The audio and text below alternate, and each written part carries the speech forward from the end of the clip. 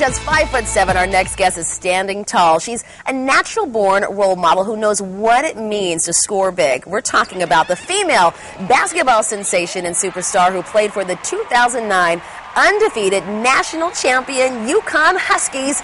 It's Renee Montgomery. All her hard work and dedication has paid off. In 2009, Renee was drafted by the Minnesota Lynx of the WNBA, and she's here to talk about her latest trade to the Connecticut Sun. Renee, welcome back. Thank you for having me. Great to be here. Pretty eyes over here.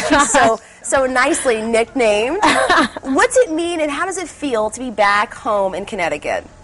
It's like, you know, I love Minnesota because they were so nice and they kind of adopted me, but there's nothing better than coming back to Connecticut. Say, you better come back home. That is right. This is where you belong. How has life kind of changed for you from going from, like, playing in college and then getting drafted and now coming to the Connecticut area? I mean, how has your life changed overall?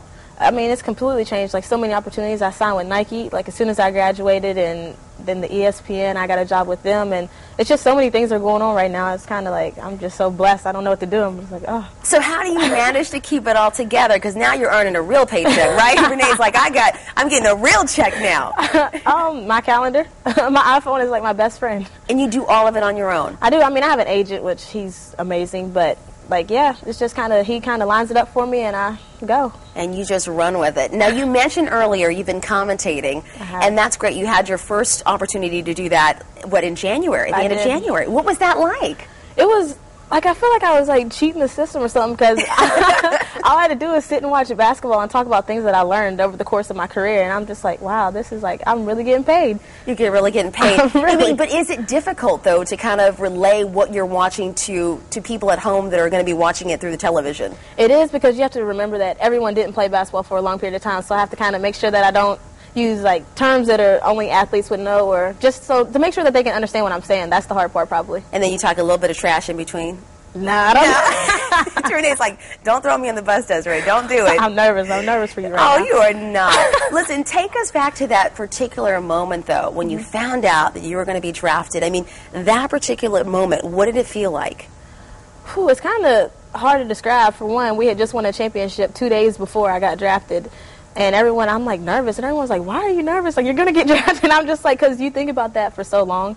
And then when it really happens, you're like, wow, like, I made it. Like, you know, I made it to the WNBA. What was Mom and Dad's response? They were sitting right there. Like, they were just, like, so happy. Like, everything I do, they think it's, like, the biggest thing ever. Like, I can be like, I jump rope. And they're like, yeah. No, girl, well, come on. You are playing for the WNBA. That is huge.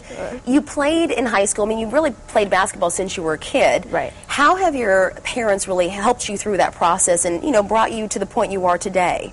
They did everything. I mean, every day when my Diddy, that's my dad. Yeah, that's her dad. That's that Southern draw, like my Diddy. I love it. When he would come home from work, like, I would be ready because I knew he would work out with me every day when he got home from work. And sometimes I would know he's tired and he would still do it anyway. So, and then my Snook is like my #1 fan. So. And who's that? Oh, that's my mom. Okay. She's got all this lingo. I'm trying to make sure I keep up. Sorry, yeah. So they have really been instrumental. Talk with us about your experience. I mean, you went to go meet President Barack Obama. I did. An honor, but still a lot of fun. Tell us about that moment.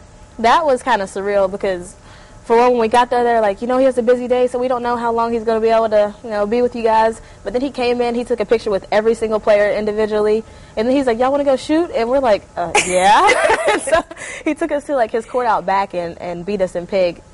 Okay, and pig is when you just throw and, like, wait, if he misses, you get to play, you get to hit it? Like, if I shoot and I make it, and he shoots and he misses, he gets a P, and then you go to IG. It's like a quick little game, and he beat us. And he's got decent game, you said? Yeah, like, don't let that presidential, like, title fool you. He's got it.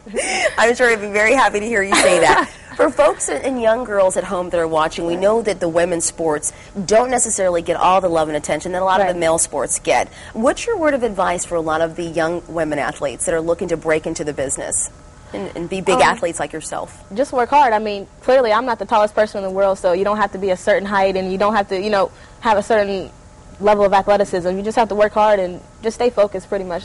And you're always so humble. Renee, always so humble. She let me talk all this trash, everybody, to her. Tell me a little bit about your big event, not necessarily a big event, but a big program that you're involved in right now that you're adamant about, a charity. It's called the Pajama Program, and the website is www.pajamaprogram.org.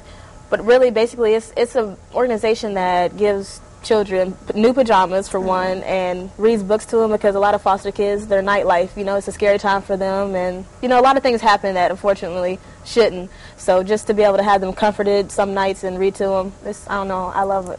You love kids, you said. I do. So what's next for Renee Montgomery? I know you're going to be here in Connecticut, but what else are you hoping to do? Oh, I want to do everything, actually. You were just in a video, were you not? I was.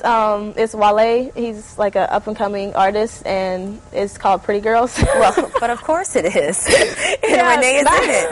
But of course. Not because I'm in he had already written it, but yeah, I actually was just in that, pretty much being an athlete. Like, I had a ball and just was, being me. I don't know, but it was exciting just to do something like outside of basketball. And you're looking possibly to act, you said, maybe? I would love to act. I don't know how good I would be, but I'd love to just try it out. You were acting like you had some game out there against me, so I think you'd be okay, Renee. That's all I'm saying. Now, Valentine's Day is approaching, and I told a lot of the guys here I would ask, A, are you seeing anybody? I am single, actually. You are single? I am single. Okay, so any Valentine's Day plans? Unfortunately not. I have an ESPN game the 13th. Such a workaholic. Renee Montgomery. All the guys, look at them. They're all looking around like, thank you, Desiree, for asking. Thank you. I still have a shot. Yes, you do. All right, guys. Renee Montgomery, thank you for dropping by. Thank you for having me. This has been fun. Has it been fun? This is really. Promise? I don't say it every time. Okay, I like that. Stick around. More